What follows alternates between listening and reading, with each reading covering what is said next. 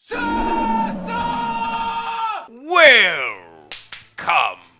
SASANS, to this week's episode of SASANS and Dragons. I am Magnus Beasticus, your dungeon master for the evening. Joining me as our adventurers on this adventure, to my right, your left. I'm Rummy the Everliving, playing Valkyrie Invictarii, level 8 cleric of the Death Domain, Aasimar Fallen. You're 9, technically. Or did you choose not He's to? still holding. Okay. It wouldn't be appropriate time for him to level up. It's not their appropriate time. RP.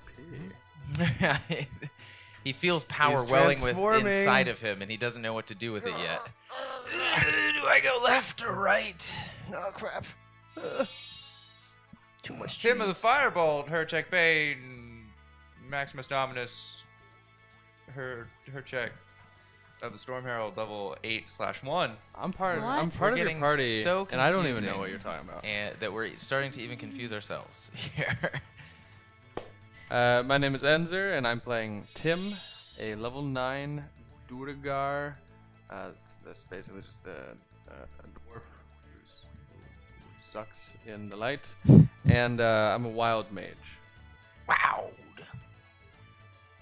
I'm Luna and I'm playing Thunkey, Beerbot, a female mountain dwarf druid level 9. Clean, super clean. And Appreciate enthused. that. You're welcome. When last we left Oren's Obliterate, they had ascended to the top of the impossibly large tree belonging to the giant tribe of Severed. At the precipice, they encountered Nornaga Fleshfeast, the leader of these Severed, with a corruption seemingly about his form. At this point, a battle between life and death ensued, with Oren's Obliterate coming out on top. We pick up now in the pacified ritual chamber of this massive severed tree, with Nornaga Fleshfeast on the ground, unconscious, and the mask responsible for his corruption, seemingly pacified right next to him. You guys notice the first thing starting out in this chamber that what? What was that? Yeah, what was that? There's like I think a piece of my mustache went in my mouth and it confused me. So, welcome to my world. I mean yours, yeah. I can only imagine the vectors of attack that your mouth is being attacked from. Anyway, so you guys notice immediately that sort of like the darkness, the essence of this chamber that contributed to a feeling of ill will, of just you're not on ease, on edge every single moment has almost completely melted away and gone, with the swirling corruption being taken back into the abyss from whence it came. Yeah, this is where we pick up now. What are you guys doing? Where's the creature from me? The creature for you? The creature from me. Like, am I still right in front of it, right? Yeah. So there's less of a creature and more of just like this again, sort of like 4 or 5 story muscle bound light blue red haired giant on the ground, and sort of in front of him, in front of his legs, is it almost looks wooden now, as though the multiple appendages have solidified. Oh, like the petrified wood now. Yeah. It's cool.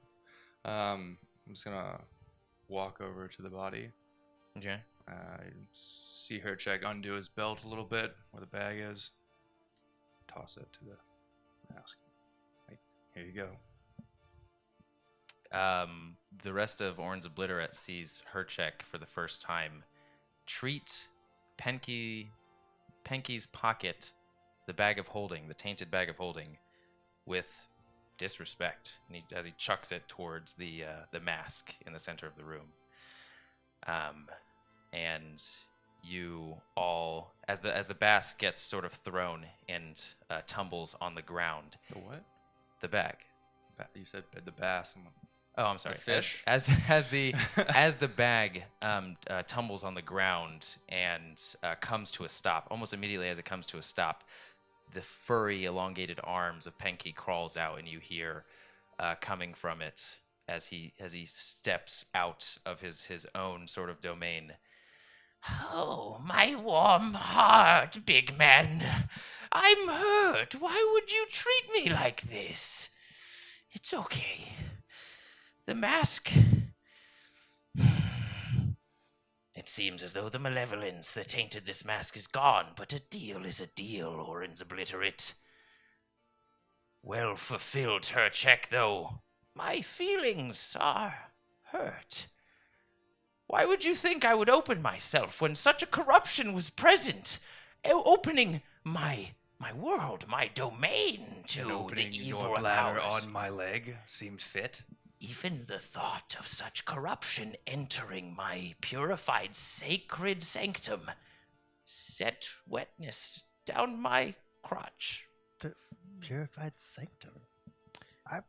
It's not purified in there, Pinky. And yeah, We need to get he's, you a he's mirror. grabbing his the mask, and he's opening the bag, and he's putting it inside. And as he's putting it inside, he goes, "Now tell me, have you ever once witnessed any corruption? Okay, beside myself. Leave this bag. I think not. Protect." I just his point life. over at Varky and I'm like,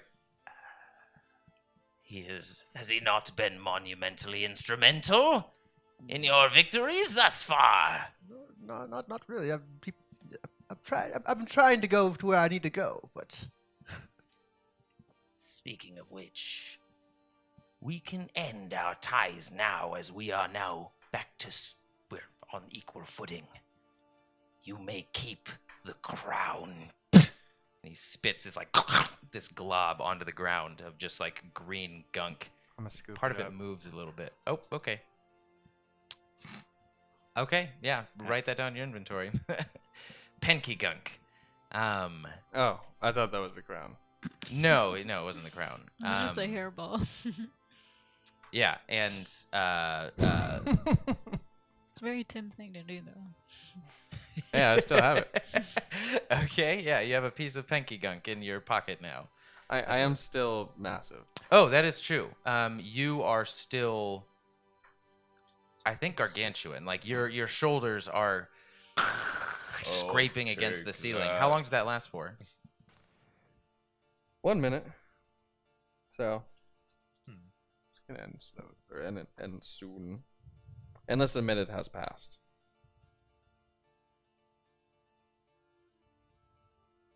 Has a minute passed? so you're gargantuan. Wait, I'm sorry. Has a minute passed? Yeah. It'll be just now, sort of like as Penky puts the mask into his bag. You are now lower, and all the proportions become infinitely taller and larger than what you experienced before, as you are now the same size as you were coming into this chamber. Medium. Normal. Yeah, and Penky goes as the mask finally, you can sort of see that you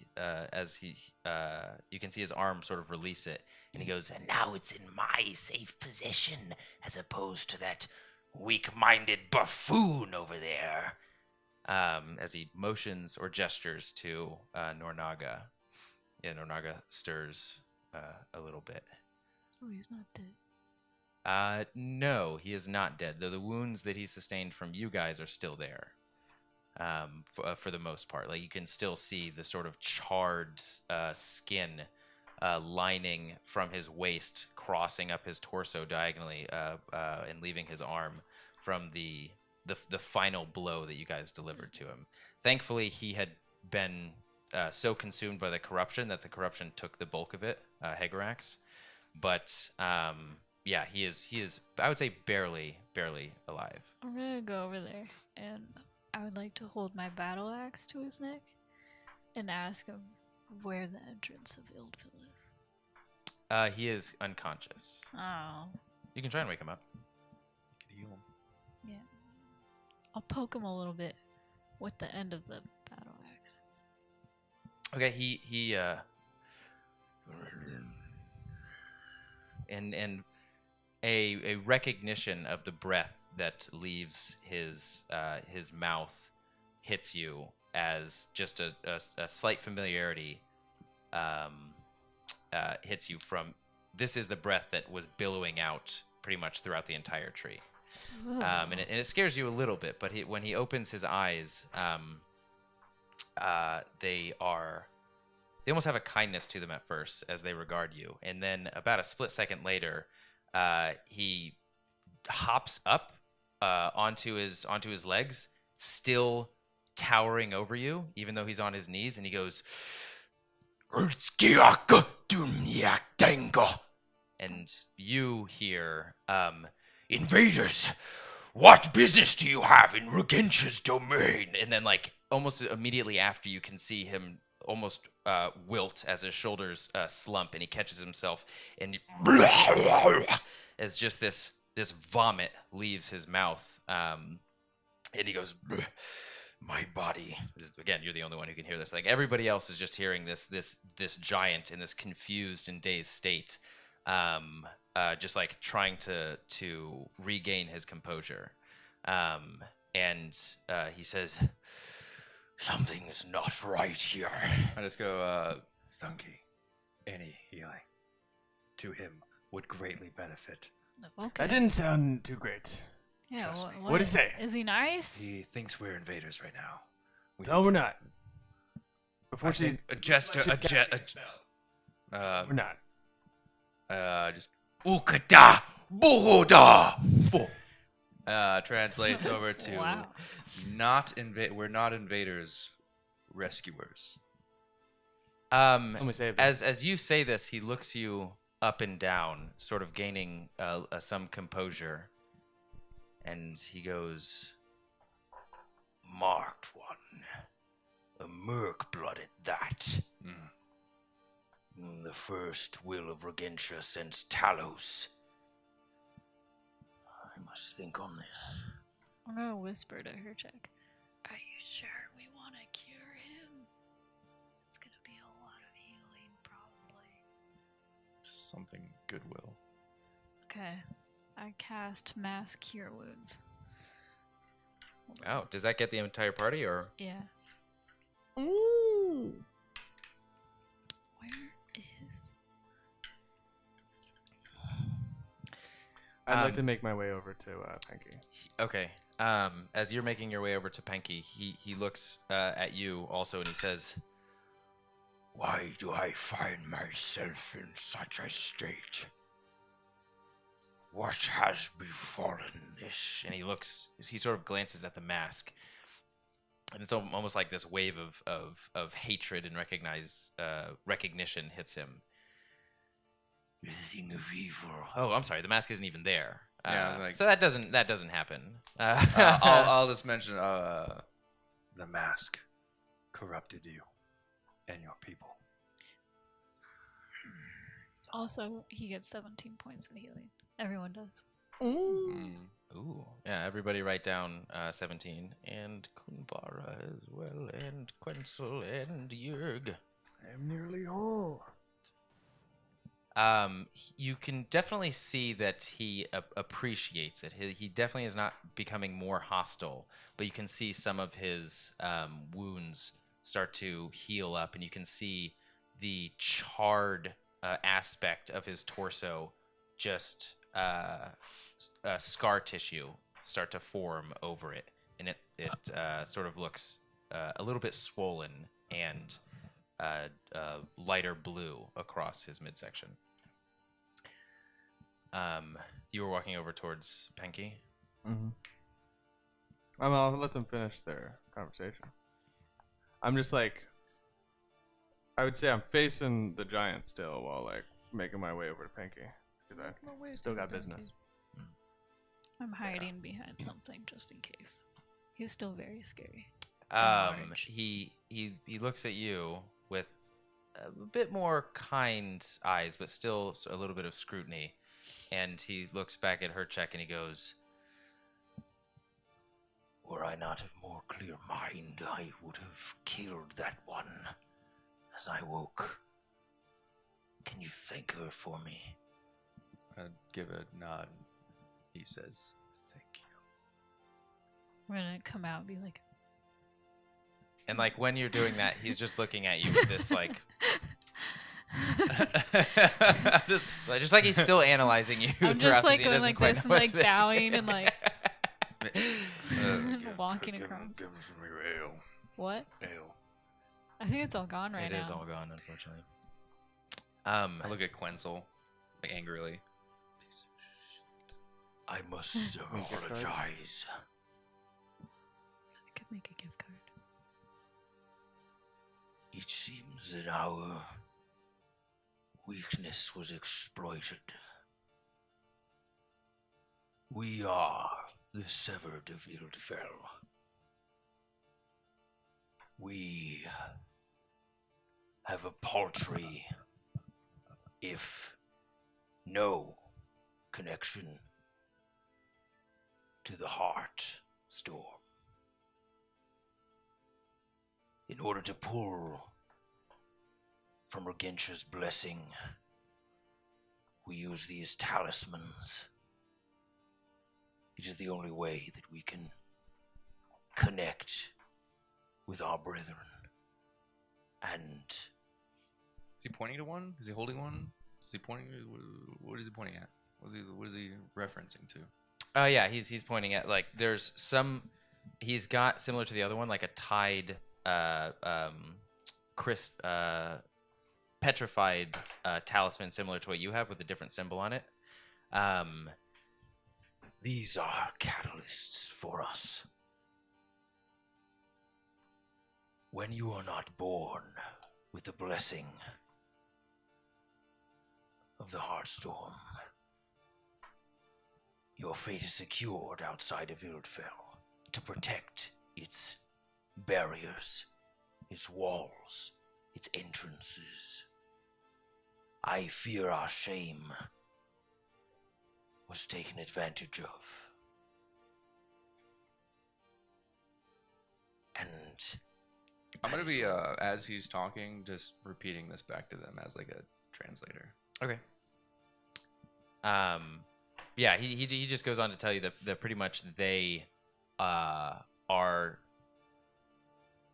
pretty much forced into being the protectors of the material realm pretty much like of the gates of Ildfell. And the aspect to them that they can't natively connect with something that is their birthright pretty much led to their downfall. And he says that it pretty much exactly what you read in the as Hercheck is delivering this to you guys, Varkir. A lot of what he's saying lines up with the book that you read in how Hegerax takes over regions, and that he goes like, our thoughts, our natural thoughts were taken advantage of at first, appearing natural, and then they were accentuated into thoughts of hatred. My thoughts led to those around me, influencing them, and then going from this mental affliction to our entire land and perception around us being tainted unwittingly. And yeah, he just describes that that's pretty much how Hegerax took control. And he has no idea that its name is Hegerax. He just refers to it as this like taint, this corruption, this blackness. He doesn't really know its origin at all. And it's honestly one of these like bewildered states that he's in, that you guys are the ones who had dealt with it. And he will be facing Hercheck, speaking to him, but he is sort of like looking at you all, addressing you guys, trying to give you guys your just, I guess, merit. And he says, for the trouble of saving me and my people, I offer you these. And he takes out a sack, and within the sack he starts ruffling around, and he brings out this small, almost like ebony box, as though it's made out of the same wood that these trees are made out of. And he opens them, and there are 6 rings inside. And these rings are sort of like a matte blue around. And he says, "This is an enchanted set of rings called the Beckoning Collection. We use these in war times to support those that needed our efforts most. With a thought, someone owning a pair or owning a set in the Beckoning Collection can instantly appear at the side of someone in need, also wearing a sister pair or set of the Beckoning Collection." So pretty much what you can do with these, and I need to add them to D&D Beyond, is once per short rest, as a group, you guys can teleport to the location of one of your members, or somebody else who's wearing this ring, instantly, and then it will refresh every day. And yeah, I'll add that down. And there's 6 of them. There are only 4 of you, so you have sort of 2 extra to... What if they're not wearing the ring? What if the ring is just... The rings speak to each other. So if you're not wearing the ring, then it doesn't... You won't be able to teleport. Nobody will be able to teleport to you.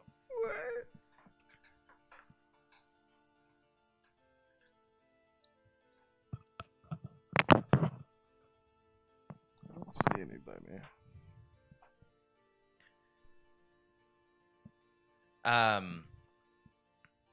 And he goes, "Merc blood, marked one, what is your name?" Hercheck. Bane. "I have something that now belongs to you. I think my queen would want you to have it. A significant piece to an even more significant whole." And he walks. Damn kid. Wow. It's a serious moment right now. I'm sorry. And he walks to the outside perimeter of the chamber, and he speaks these guttural words that you can't even understand. I'm gonna try to remember those words though. Okay. Write down kersplat, bing bong, diggly doo. Kersplat, bing bong, diggly doo. What was that last part? Diggly doo. And like that, the sinuous sort of roots comprising the outside perimeter of this chamber that are directly in front of him spread apart in like this vagina form, and there's this. You're really just going with it. Are the braziers lit This still? whole from the his braziers queen. with the braziers. Anyway. Are there Delaldos aloft? Anyway, so he walks in front of this portion of the wall, says words that are probably definitely not those that I said to you, and it splits open in front of him, and he reaches his long arm inside a few feet, and he grabs this clothed object, and he hands it. He leans down with like 2 fingers, and he hands it to you. I also With the item. take it with 2 fingers. I think you can. You would be able to. It's not super hefty, but yeah, it's wrapped in this sort of like deep gray, very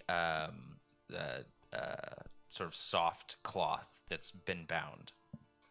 I put it into the bag of holding. I'm just kidding. I will put it into my bag. Panky, you can see, unless Tim is 100% paying attention to this conversation, you can sort of see Tim and Panky like in this engaged in conversation a little far away from you. So the bag of holding still hasn't made it to your side yet. Okay. And at this, sorry. I just go, I thank you. What can you tell me of this place? Why do you follow Regentia so far away? He says, "Your thanks is not necessary. We brought this on ourselves, and you are the ones who lifted the darkness from our minds, our entire lands. Regentia has always been our queen. There was a dynamic shift many thousands of years ago when Ralagad, the angel of sacrifice, took a liking to Regentia. Afterwards, we became creatures of sacrifice. A severed act as the severed limbs of those who now safely live inside of Ildfell. Tim, are you paying attention to this conversation at all? I mean, like, as much as somebody who doesn't speak giant would be, but is respectful. Hercheck is conveying it as it's being spoken. Probably like 45%. I've only like mentioned that I'm moving over to Panky because I have more to say. I'm not like actually having a conversation with Panky, and I feel like he and I are probably like giving each other the look of like we'll wait, we'll pay attention to this, and then you'll probably paying attention to what Nornaga is saying, only because he's the most. He carries the most presence in this room. Sorry, everybody else from Oren's Obliterate. He's just a giant being. And Panky is like, you can just see him sort of like ruffling and rummaging through his sack and like bringing things out, trying them on. Like he throws in a naked hand and then brings it out and looks at it with like 20 different jeweled rings on it. And he's just sort of like in his own world, bringing his own items out and just like, oh, I forgot about these. I'm gonna look at him very irritated. As you look at him irritated, he brings out this like large set of pearls. It's just like 4 different necklaces of pearls, and he just starts jingling them and like putting them around different parts of his body and like putting his foot through one of the rings. Can like the giant me and just like to stop talking and just stare at him? You may have saved us, but you surround yourself with peculiar company. I just go back. I don't like this look he's giving me. And giant, like, yeah, you should see him. Trust me. While we're doing this, can I actually go over to Pinky? He's out of his bag, right? Yeah, we can say that at this point, as sort of Hercheck and Nornaga get into their own conversation, as Nornaga like went over to grab the item, you two approached Penke. I would like to put a glove on and brush his fur, pet him. As he's sort of as he's analyzing the pearls before he puts them back in the bag and just admiring them, sort of like fingers in his mouth, like pulling his lip down a little bit. He puts them in, and as your fingers enter his fur, his still very greasy fur, and start coming down, you see his fur flare up on end, and he's sort of like, I forgot about that. Oh my god, it feels so good. I'm gonna be disgusted, but I'm gonna keep doing it. Thunkey. Why do you do that to yourself? It's for the good of the group. Are you sure you don't want to take me on your waist? Do you want to hold Penke's pocket? Don't tell her, Jack. I'll think about it, but not right now. It would look good on me. It's not the time. I'm just gonna keep petting him. She knows the way of the wilderness and knows how I like those fingers in my hide. You know, just to add like an extra creepy flair to what you're doing. I soil myself occasionally anyway. You probably don't want that. Or maybe you would. Who knows? Tim, in that regard, we are the same. I hold out my forearm.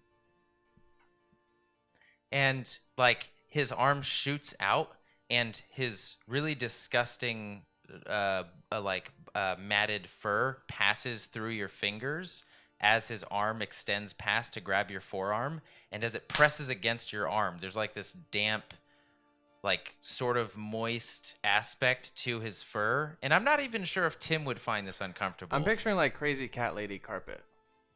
Like, yeah, exactly. That's a great analogy. You should DM.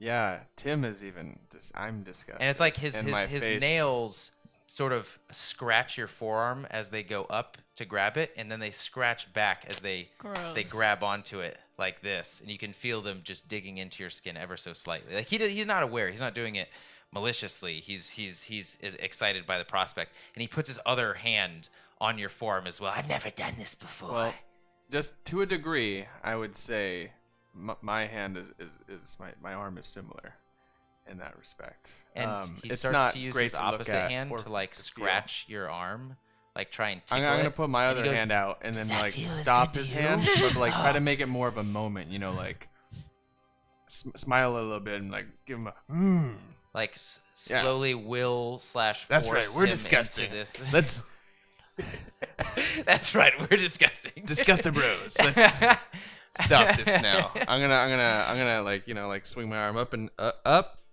You know, take in the moment, and we're done. And he's confused, analyzing it a little bit, and then understanding that he's never done this before, and this is probably how things did normally it work out. just He goes, right. Yeah. Nailed it.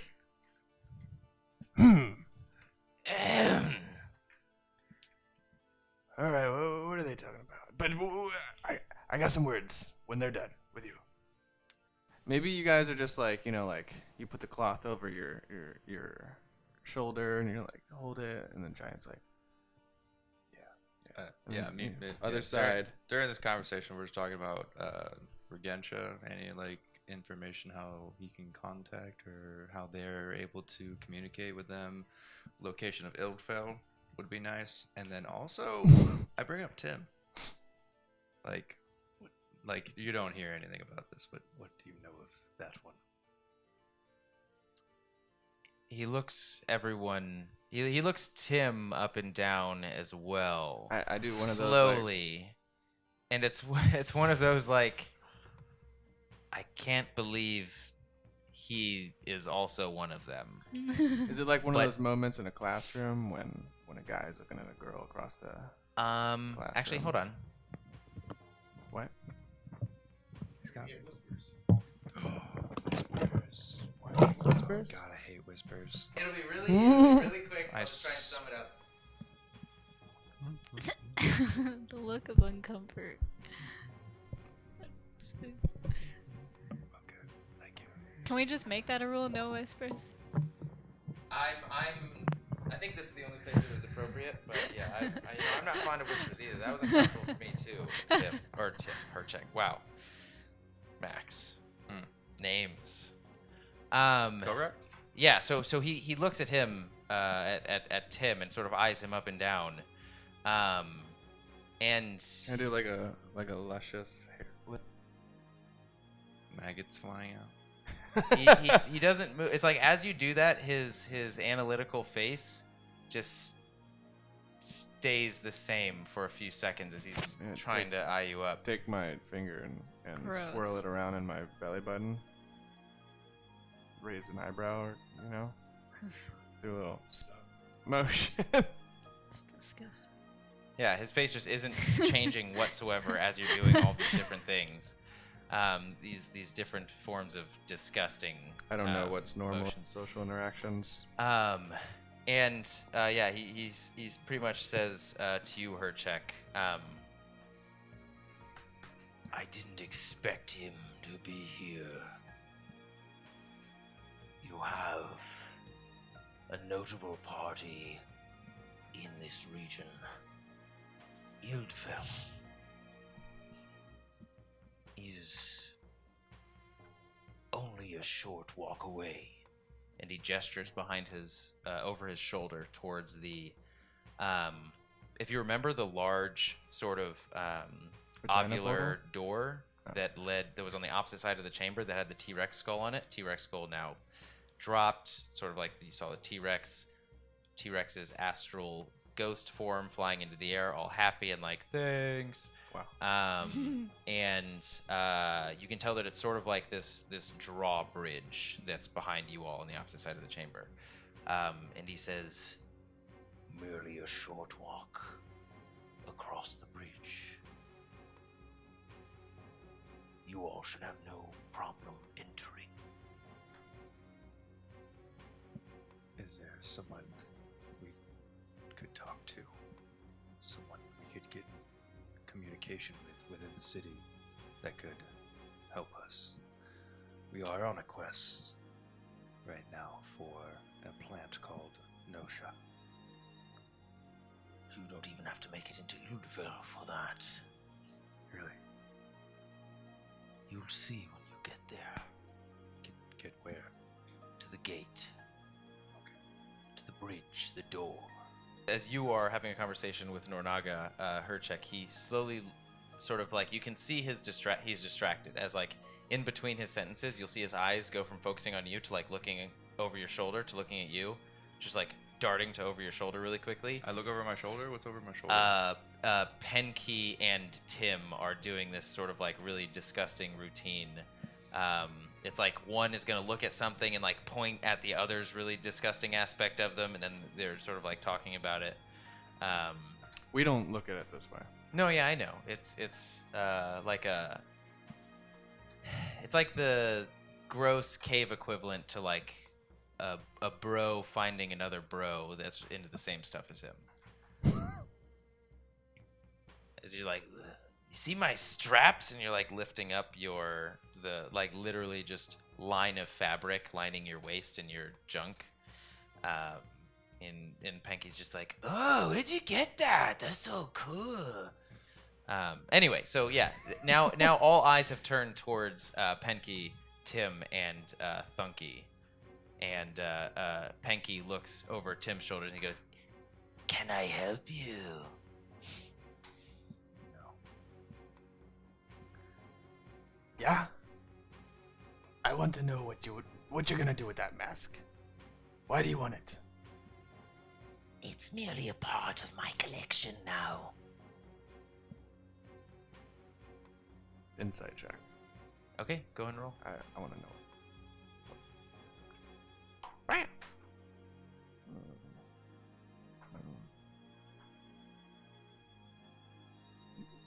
8.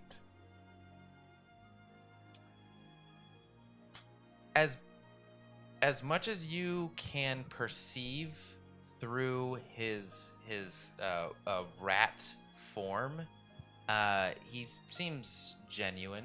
He seems to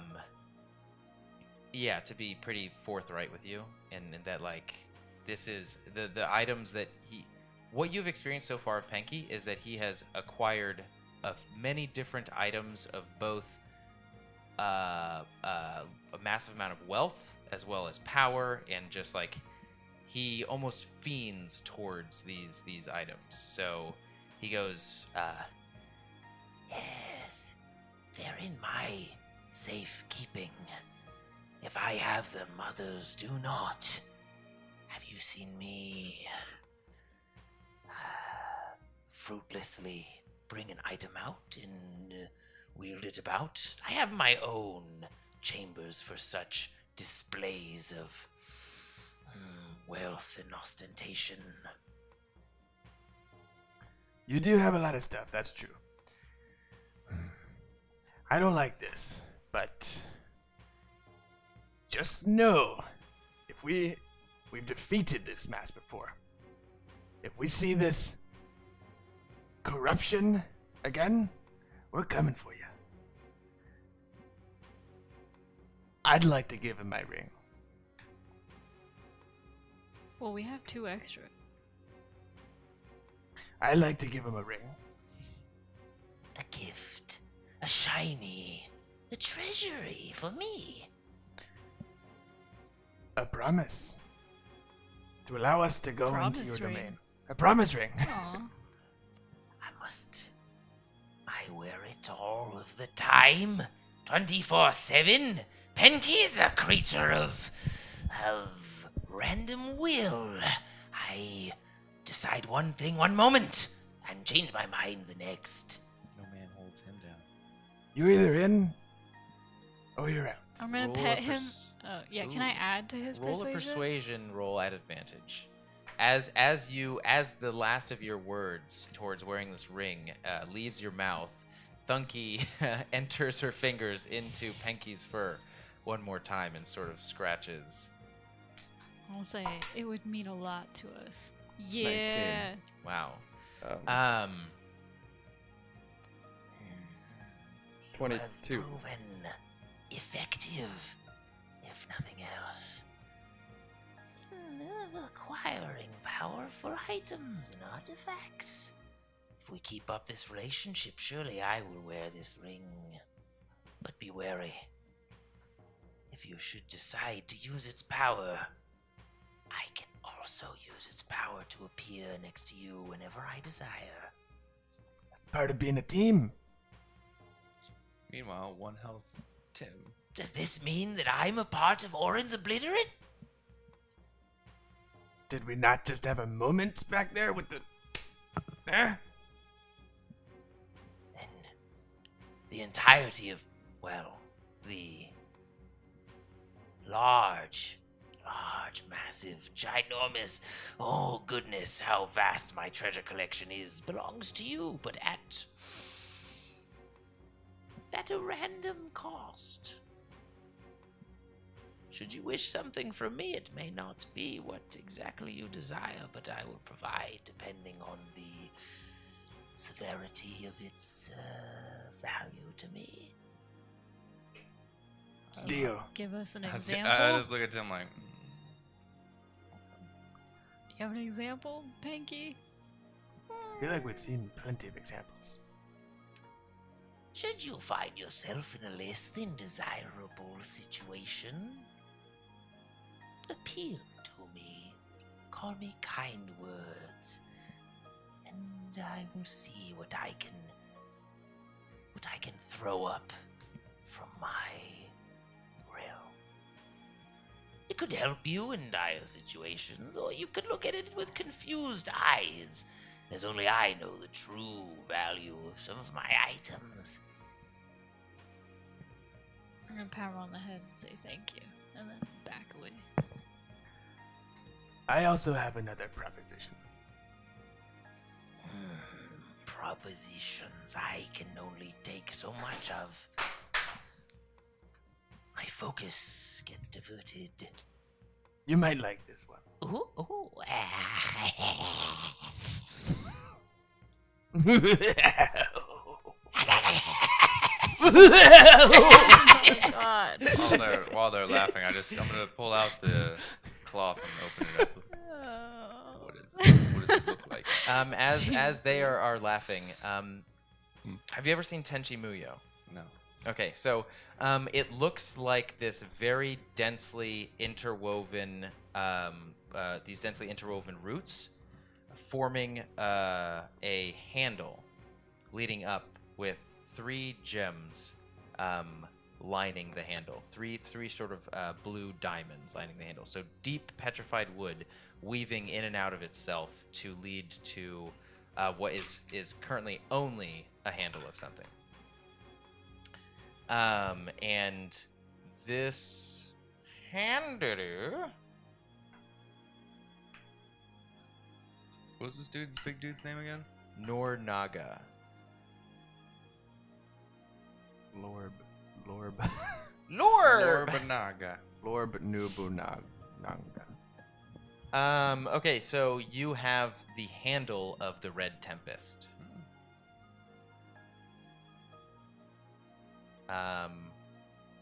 And the handle has the power to summon a continuous surge of lightning energy.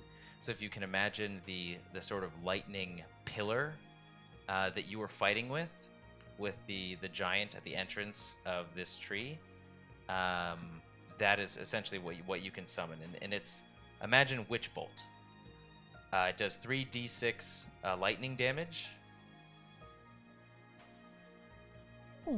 and its distance is 30 feet. So instead of attacking, you can focus, you can pretty much hold this blade out and send it to different portions of the battlefield. It's like as it rips, as it rips the landscape. Short rest, long rest. How many times? Charges. It's actually infinite. Oh shit. So it's like a cantrip? Yeah, pretty much a cantrip, like a 3d6 cantrip. Action? Yes. Cast while rage. No. Well, hold on. Yes, you can, but you can't use another attack. If you decide to do this, this is sort of Full action? this is An action. a full action.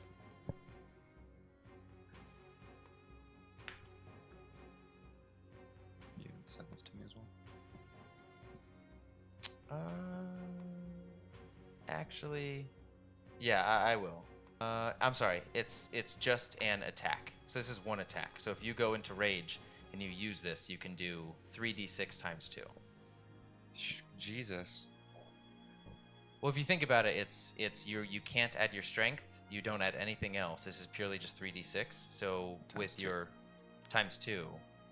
But yeah, that's using up both of your attacks. Yeah. Okay.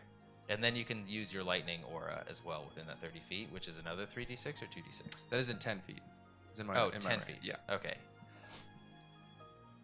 Okay. Dope. Yeah. So it's pretty much like you can feel this as you grab the tightly woven wood of this handle. You can almost feel as though it guides the native sort of thunderous component of your genes into the handle, and it channels it into. You're not wearing jeans. I'm sorry. That's my bad. Anyway, so it channels it, and you can feel it siphon your energy and channel it through this catalytic item. So you have like a focus of your lightning attacks right now. It's my wand. Yeah, it's your Expelliarmus. My curse splat ding dong diggly doo. Okay, yeah. Tim, you still wanted to adjust Thunkey, or as you are checking out this handle and like pointing in different directions and sort of seeing the collected surge of energy start to sparkle at the tips, switch back to Tim and Thunkey's sort of nerding out on their own. I mean, Panky? I'm sorry, Panky, yes. Panky, Thunkey. We're not the same. Tomatoes. Tomatoes? Tomato. Anyway.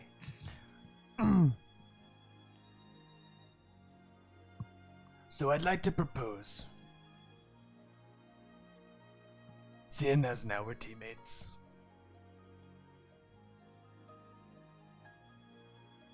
Maybe you let me come into your little pocket cave occasionally, so I can practice my spells. There's a chance that I may, randomly generate something that you might seem valuable to you, and it could go straight. My domain is valuable to me. And I can add to that. And he grabs you can feel he's about like 3 feet away from you, a little bit lower than you, and you can feel his arm grab the back of your head and thrust it into his bag. Wow! And he goes, "At my will, may my domain be revealed to you." And as your head gets thrust in, it is honestly like looking into an infinite sky with these gigantic swirling items. Some of them like slam into each other and then slowly rotate away as though this is like a zero gravity field. And you can see on the top of this massive collection of items is this dollhouse. And he says, "So long as you don't affect that, I think we can That house thing over come there? to an agreement." It's my favorite. I get vertigo, and I lose my footing, and I'm like, And he throws you out before any vomit comes out. I It's promise. already got enough of that in there. Oh, I'll be more composed. But just don't throw me into there like that. Can you handle it, Tim? I can learn to. In time. Yeah. What do I get out of this? You come into my domain. Like I said, when I practice spells, there's a chance something incredibly valuable may be, just appear. Roll on the magic surge table.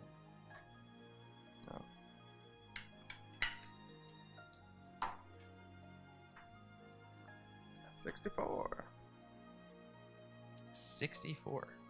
I don't know what that means. I cast a fog cloud on myself. See?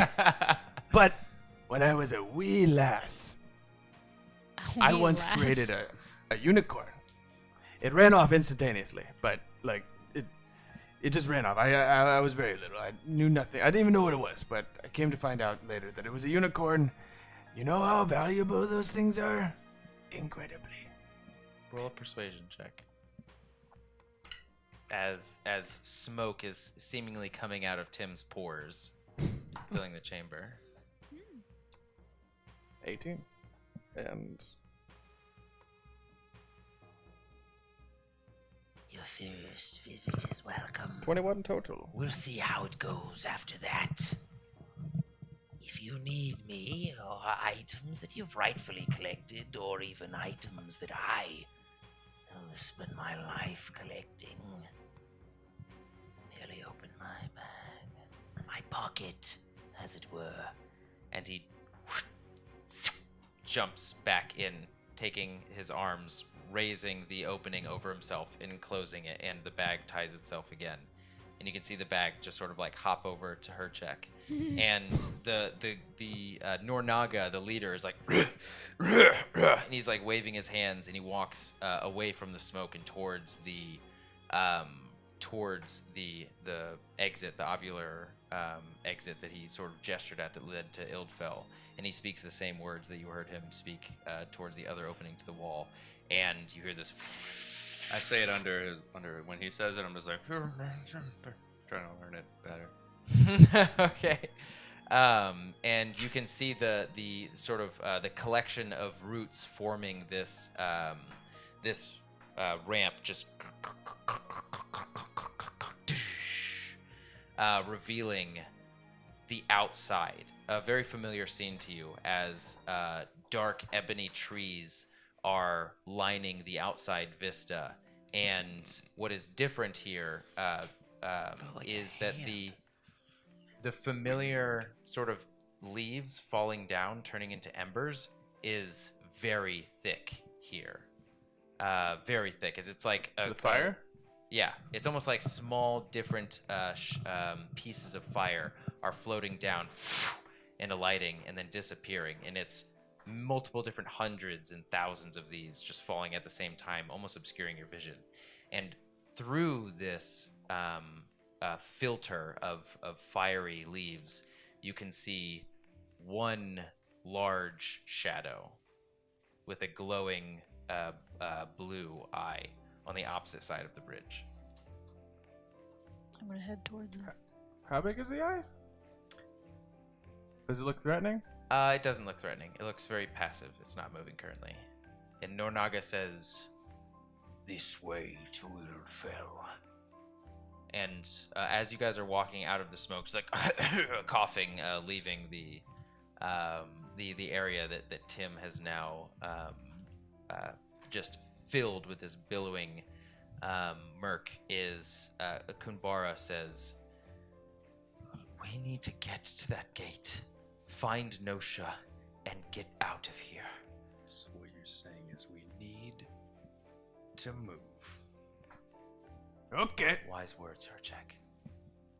I'm all right. moving. Okay, as you guys are walking Moving along the along. bridge, Kumbara walks up next to you, Hercheck. As we're walking away from Norinaga, I want to turn around and just kind of like put my hand over fist and give him a little bow. And you notice he doesn't progress with you guys. He just sort of has his arm resting on the opening of the tree, still inside of it, watching you guys leave. And he says, or he does the nod to you, Hercheck, and he says, "The Omen Kai will take it from here." As I'm walking past, I'm making very loud noises, like when often you see people talking to somebody in another language and they're trying to make it very simple. But like, would you like a glass? But except for I'm like, trying to just. Are you trying to speak emulate what they're saying? Giant. What are you trying to say? Even I don't know. I'm just. What does it sound like he says? I think. Trying to be. Burger pants. Are you trying to say thank you? Or like, Yeah, what are you doing? yeah, and I'll hold on my hand, my fist like this, Roll a performance check. like a knucks kind of thing.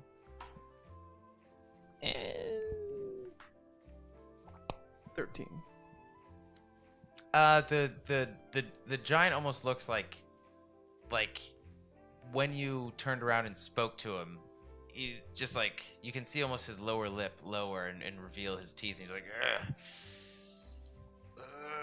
and he nods. I'm gonna walk to past. you I'm just like- I'm gonna bump my fist up against his whatever limb is closest to me as I walk past, and I'm gonna mutter to myself, "Now he knows what it feels like." And Hercheck, he looks to you and sort of like under his breath, but still like with enough bass for you to hear it, is like, The bathrooms are down at the very base of the tree when you guys come back and you do. Yeah, I was gonna look at him like, thanks. And he just- Timmy's very appreciative. Ah! My Boop him and I walk past. sound. How did that happen?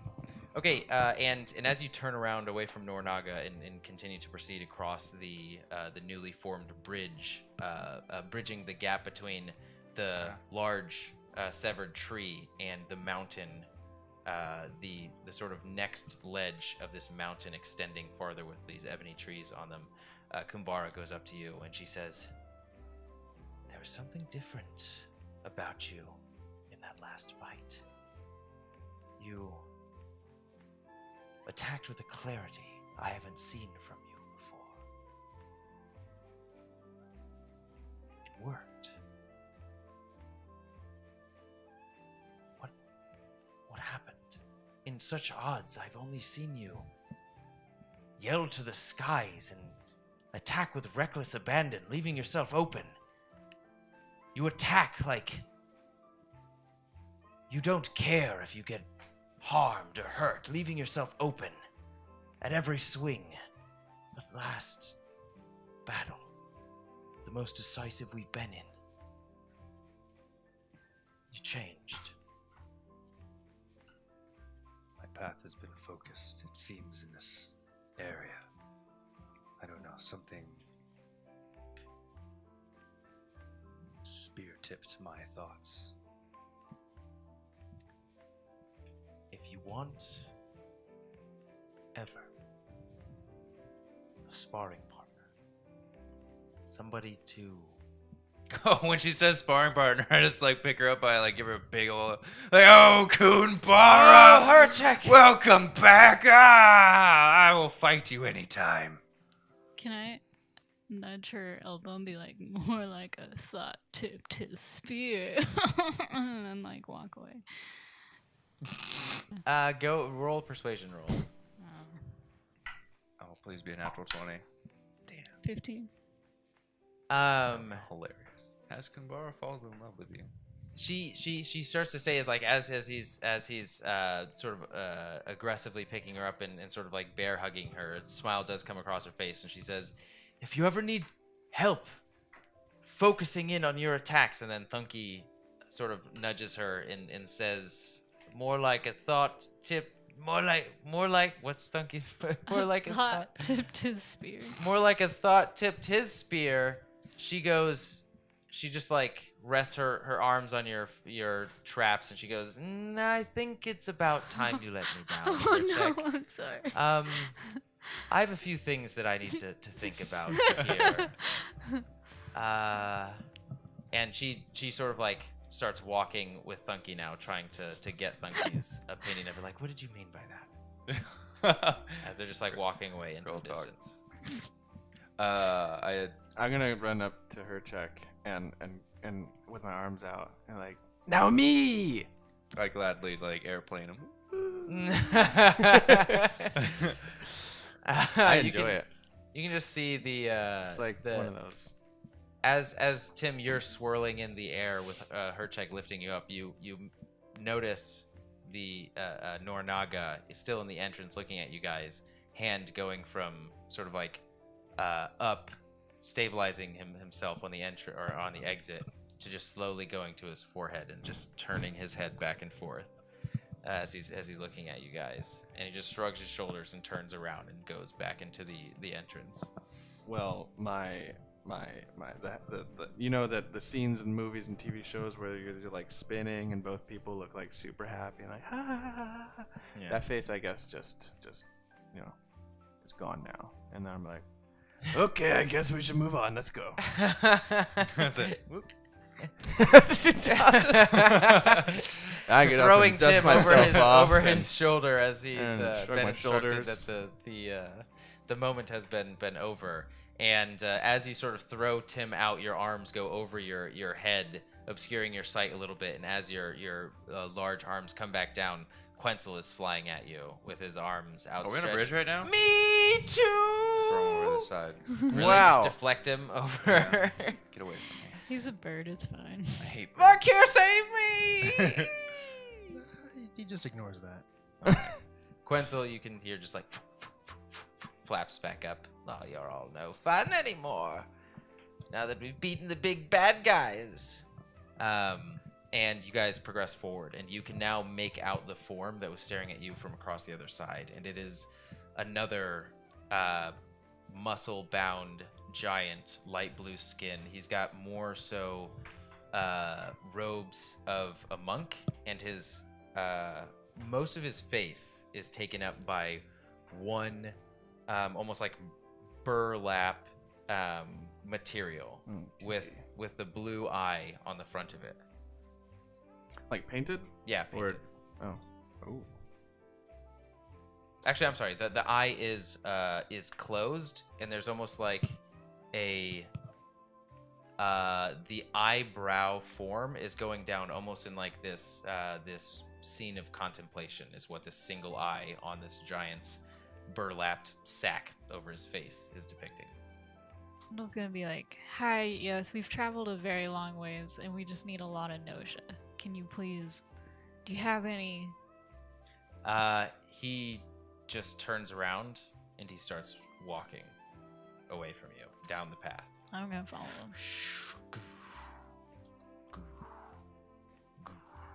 Are we outside? You guys are outside. You have exited the tree. You've crossed the bridge, exited the tree, and are now on the sort of mountainscape, still sort of slowly ascending up. I'm gonna go over to Varkir and like, Varkir, I don't know if you understand Giant, but he had mentioned Nosha being on the outside of Ilfell. Very, very well. I've seen. No, wait, do I? I will look for it. No, crap. I just wanna walk up and down the line of our comrades and just like, you know, pat everybody on the back and be like, yeah, that was a good job. We did great. I just want to take a moment, you know, with all of you guys. I know we're on the move, we got things to do, but I think that was a great battle. Yeah. And I'm gonna you know, like, to pat people, give them little knucks, and I don't know. I'm pretty excited. As Tim come next, like you come next to me, I have a very serious look on my face. I'm gonna grab you by both shoulders. Tim, we must talk later about Rahul. Let's do it. I thought that was awesome. Keep it down. I went all, whoosh, and then Tim and I'm gonna Thunkey, grab they his were all beak. like. No, like, especially to Quenzel and what's the other guy's name? Yerg? Yerg. Yeah, I'm like, Yerg, you did great. It may seem like a lot of people don't appreciate you, but I do, and I think you made it. You contributed pretty well. And Keep holding his beak. and Pat him Quetzal, on the you back. too. Yes, Good job, really. guys. And Yerg goes, I never knew that my native abilities could be used for such destructive means so successfully. I'm sorry that it took me so long to realize this. How old are you? Took you that long. Crazy.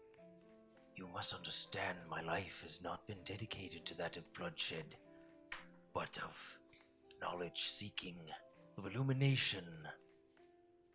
I never thought that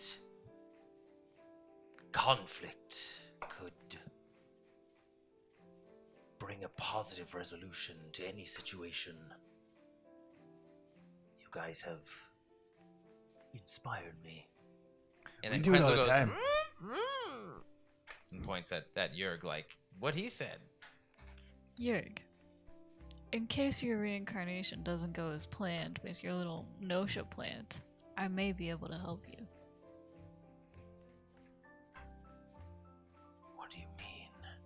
Aren't you bringing the soul of that Nosha plant? Yes, of course, Lyranus is my most prized possession, but can you offer some other form of salvation for her? Has it been 10 days since she has passed? Yes. Oh, I'm sorry. I keep walking.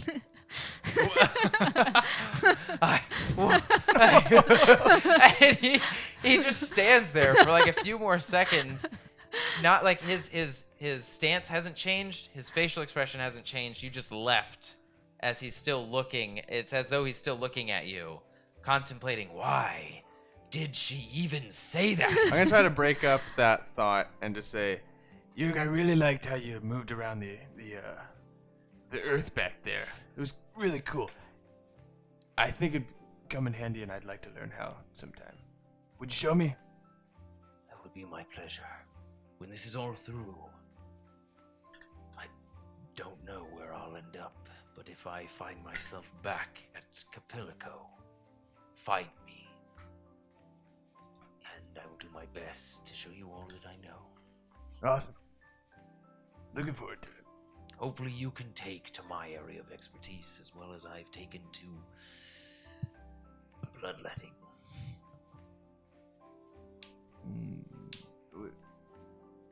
We don't need to talk about that. But And you guys notice the more that you're proceeding into the forest, the same yellow moss is covering the ground. The harder it gets to see because the more and more dense these fiery falling leaves become, to the point where you almost can't recognize their physical leaf form anymore, and they blend together as this like. Now it's with there is still heat, but an absence of searing temperature. You are walking through almost coursing flames, constant waving, billowing of flames, as though you're walking in this massive inferno. so my beard is, or like my hair is fine. It's not. Your hair is fine. burning? Everything is fine. Like you look around you, noticing this. It almost takes you by surprise how subtle the entrance of this scene is. How subtle the falling leaves turn from a serene scene of the forest to now just this walking through this flaming landscape. Well, regardless, I'm clutching my beard and holding it tight, and like I'm being very protective of it, and I'm scooching past the in the same direction as everybody, but like I'm moving through a crowd, like trying to not let it touch me, even though it's all over me. Okay, and Can I gather some of the leaves up, or no? Or do they just turn to dust? you make an investigation check or sleight of hand, whichever one. It doesn't matter. I don't have either. What? Yeah, I don't grab Whoa. anything. You see Varkir's arms just like fly out from his sides and start grasping at what you can only imagine are the falling leaves, and he just like brings it to his face, opens his hand, and nothing is there. And he tries it again and keeps looking, and it almost looks like he's like wandering off to the side and like grabbing different leaves, and trying to contain them, and to absolutely no avail. Let's go. Valkyrie, how goes that Nosha? Did you find any? No, I have not found any Nosha within. No, just now. I will inform the group of what the Norinaga told me about the Nosha. Okay. All right. As you're relaying this, almost on point with your description, you see the thing that you can make out most clearly in the ascending fiery path before you are two bright orange stones in the distance touching each other, maybe about 100 feet away from you. The closer you get, the more this fire sort of rages. You can notice that you are sweating at this point, but the fire's still not affecting you negatively. It's still not burning your skin. The closer you get, you can make out that these are two massive stone slabs pushed together, and you notice this almost ring of light around it, curling around these two stone slabs. You guys are now 30 feet away from it. You can make out even more as the curling light is this wreath of Nosha around two, maybe like 80 foot by 40 feet long stone slabs that looks like they are in the dead center of a furnace, of an inferno. It looks like it's metal that's been heated up to the point where it is now light and bright, vibrant orange and yellow. And it looks like they're just perpetually aflame. And the Nosha is unbothered, lining the sides of it. You also notice that these two stone slabs, there's no wall on either side. There's nothing even behind these slabs. And on the dead center of it is the two different symbols interwoven together. One you notice to be Regentia's symbol of the interweaving branches leading up into a blade from a large tree. And the other is almost like a hand reaching up and grabbing its fingers around the blade. The second symbol you are not as familiar with. You can roll a history check if you want. But again, so yeah, you approaching the scene, two massive stone slabs slammed up against each other. The curling quadruple helix form of Nosha with the many different leaves and petals appearing in different and disappearing different portions of it. The vibrant colors swirling throughout this entrance, and the symbol of Regentia with a foreign symbol grabbing around it. I'm collecting as much of it as I can. As soon as you cut off one portion, this large hand curls around your shoulder, and you look up to meet the painted eye of the Omen Kai. And he just does this. He doesn't actually even motion anything. He just grabs your shoulder and looks at you, and you get this feeling of like, maybe I should stop. What's going on, Hercheck? How many do we need? Just one? I got one. Don't look at me. You should be asking Kumbara that. Kumbara? One should be fine. Alright, we got one. Now we need to head back. I'm gonna hand it to Kumbara for safekeeping. She just grabs it and wraps it in one of her own pieces of very, very almost like silk-made cloth, and puts it in a similar position that Jurg put his Nosha in. And and Hercheck, your heart almost slams into your chest as you look at this symbol and seeing the Nosha line this door. In your mind, you see it. The two slabs start to move, and this line of blue light starts to billow from it. I'm the And only it's one that sees this? You're the only one that sees this, and it's almost like this feeling, this drawing sensation is bringing you inside. And roll a wisdom saving throw. 9. You see Hercheck. He wouldn't drop his weapon. You see Hercheck's arms go to his side as he slowly starts walking towards these two slabs. Absent-minded. Hercheck? Where you going? Your Should we follow him? view goes. This light encompasses all of your vision, and the only feeling that you understand now is this sort of just like drawing sensation. This like I must go there after being taken over by this vision. I'm gonna walk to Hercheck and assume the position that we travel in normally, which is like me basically at his side, like right behind him, but like peeking around his waistline. Hercheck, you're gonna run into those slabs. What's going on here? Anybody know what's going on? Hercheck, hello. I'm gonna start patting him. I'm just gonna. And pulling on his pinky and stuff. Roll another wisdom saving throw. At advantage. Oh, well, I guess that's good. Enough. You feel. Whoa. This is 7. Oh, okay. You feel Tim check for traps in between your legs as he salmons you. Just kidding.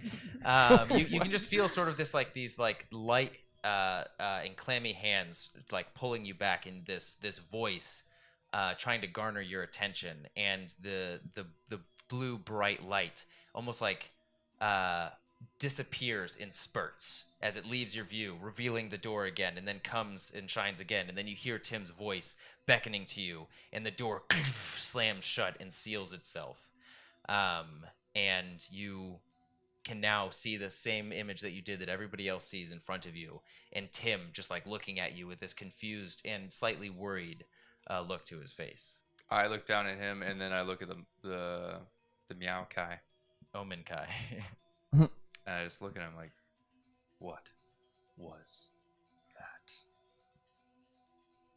He just is still standing there as stoically as he did previously. And he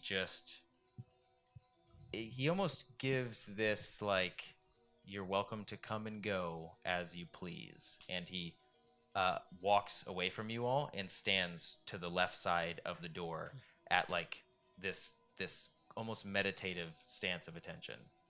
Don't we have an extra ring to give him? Yeah. Point that out. Let's give it to this guy so we can dimension door back over here.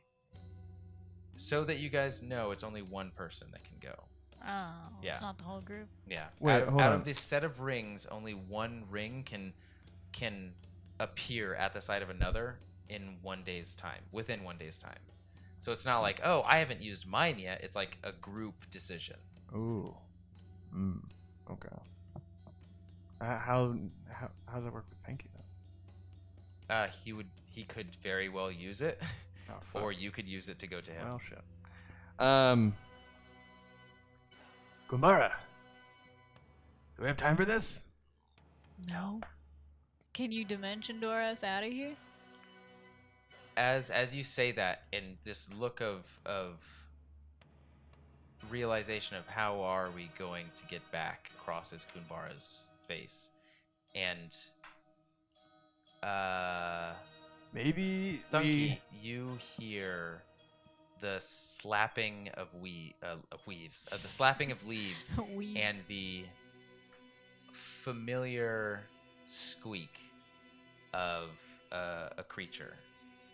And you hear, after the first sound of slapping of weaves, like many different start to follow as and Oren's obliterate. Yay! I jump off the bridge. You can see Vool on top of Bixwack, the pink goblin form, big Vool, thwack. and as he lands on one of the ebony trees surrounding the area, another pure white squirrel grabs its squirrely talons into the bark of the tree, and more. It almost seems like tens of that you can perceive in this fog of flame before you have landed on various different portions of these trees, and they have this horde of cloud tails have revealed themselves to you, and Vool goes, "Wow, what a journey you guys have been through, huh? I'm here for you. Orenbelle needs Orin's obliterate now." I'm gonna run to Bixback and bury my face in his fur and cry. Okay. And I'm gonna run towards Pool. And Do the same. Fool, buddy! We missed ya! I can't believe you're alive! I'm gonna grab his hands and, like, regardless of how welcomed this is, I'm gonna like spin in circles, you know, like hopping and skipping and. Are you taking him off of Bixwack? Oh shit. Take him off there. Yeah. I'm 'Cause gonna I'm lift. gonna wreck I'm gonna things lift with. them up and then. Okay, and yeah. then start doing As that. Vool gets, he almost excitedly reaches for you as well, Tim, and then you grab his forearms and rip him off in this look of like, uh-oh, crosses his face as you swing him off the saddle of Bixwack, and which, Thunkey, you'd probably be the only one who knows this. Probably even not. The fact that Bixwack even has a saddle now is sort of, it's interesting to you that he has now just allowed people to ride him to the Yeah. point where he has a saddle on him. As you sort of rip Vool off excitedly, Thunkey looks at the situation that Vool's in and just slowly climbs onto Bixwack and starts to hug. And Bixwack goes, "I'm so glad you're alive." And Vool is just like, "Good to see you too, Tim. Good to see you too." And you can almost see this, like, he's trying not to seem joyful in this moment as well. Fool, I didn't get to say I'm sorry. I ruined your ship. I owe you big time. I'll make it up to you, I swear. That was my ship, Quenzel. Quenzel. That was my ship, Well, I had buddy. this all my. Tim. I've been whoopsie daisy. You're still alive. You're I'm welcome. glad that you recognize that you owe me. No, he doesn't. Yes. You know what? Here, come join us in the celebratory spinning and holding of hands. Okay. And he's just like flying around with the circle of Vool and Tim, just joyfully like not airplaning. What's it called when you spin a kid around in circles by like the arm and the leg? That is airplane. Yeah. I thought airplaning was when you put your I'm feet not on quite their doing that. I'm tummy. holding his hand. You know, like. Oh, okay. I thought you were like spinning him around. Like No. you're trying to We're, shoot you. well, I'd like for us to both be spinning, but if he's just the central point and I'm spinning around him, then what? Okay. This joyous celebration, as anybody who wishes to, created by Tim, sort of like moving his legs up and down, jumping in circles with Vool, also uncharacteristically adding to the element of sort of reunion that is happening now. Kunbara goes, "I am so happy that we've been reunited. Unfortunately, minus Spectromere, but we must leave. Hercheck, I can only imagine the draw that you feel to this place. I can tell that your connection to these giants is stronger than even you might like to recognize. We'll come back. Orenbelle needs us. Many of the guard need you, Hercheck. If you didn't say that, I was about to go. I'll see you when you return. The citizenry that know of Orin's obliterate's name could use you all now." And Vool goes, "Exactly what I'm trying to say," as he gets, he looks at you, Thunkey, and sort of gives this like, "Okay, fine," and he walks over to another cloud tail and mounts him. And Kunbara looks to to Bixwack and to this look of like, can I do it? And Bixwack goes, we're all here for wait, what? We're all here for you. And she walks up to one with sort of these like leather goggles, these like leather sort of steampunky goggles around its eye, and she hops on him as all of the respective people starts hopping on their own squirrels. Oh, are you all taking your own? Yeah, I'd like to look for the one that looks the most scraggly. Wily. Yeah. Yeah, there's one that you can tell sort of has this like big crooked tooth sticking out of its top lip, and Nice. one eye is almost like permanently, almost like crusted, and the other eye is it seems like a little bit larger than the rest. He's just like exploding with personality though. He's just like, Hey, how can I help? You want to jump on me? Okay, come on, let's go. It's a good Oh, thing yeah, I fun. can't talk. huh? She had to cast Speak with Animals for them. Oh, that is true. That's all I did. hear it. And Yeah. I'm gonna be like, Tim, that one's for you. Okay, yeah, perfect. Tell him my name's Tim. His name is Tim. Squeak, squeak, and squeak, squawk. His name is Veeps. His name is Veeps. I like him already. I'm gonna hobble on. Okay, as everybody's climbing onto their own respective squirrels, Varkir and Hercheck, what are you doing? I kind of look at Verkir Crawling like, on the we get- squirrel. Okay. Okay. You notice that Yerg sort of looks around, lost, as he turns his head to the door, and he looks at Hercheck, then Tim, then Thunkey, then Varkir, and then to the Omen Kai. And the Omen Kai looks at you all like, should I let him in? This sort of, do you give your approval to let this being into our domain? Bull? Yerg. Wait, what? I missed something. I go up Yerg's to trying to Yerg go and to like, Ilfeld still. I'm sorry, I must stay here. I know not what state Orenbelle is in. As dire as it sounds, I cannot promise my aid at this time. Can I do an insight check on him? Just one last one. Did he get a ring? He did not get a ring. You still have one ring left. 22. He is 100% genuine. This But like is good-hearted. good-heartedly Okay. genuine. I'm gonna nod to the Cyclops man. Not Cyclops man, but painted Cyclops man. And the Omen Kai shifts from his sort of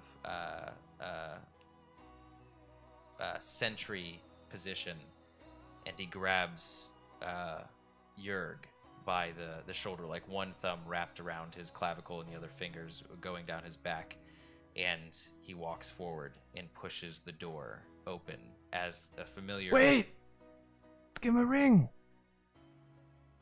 Throw it at him.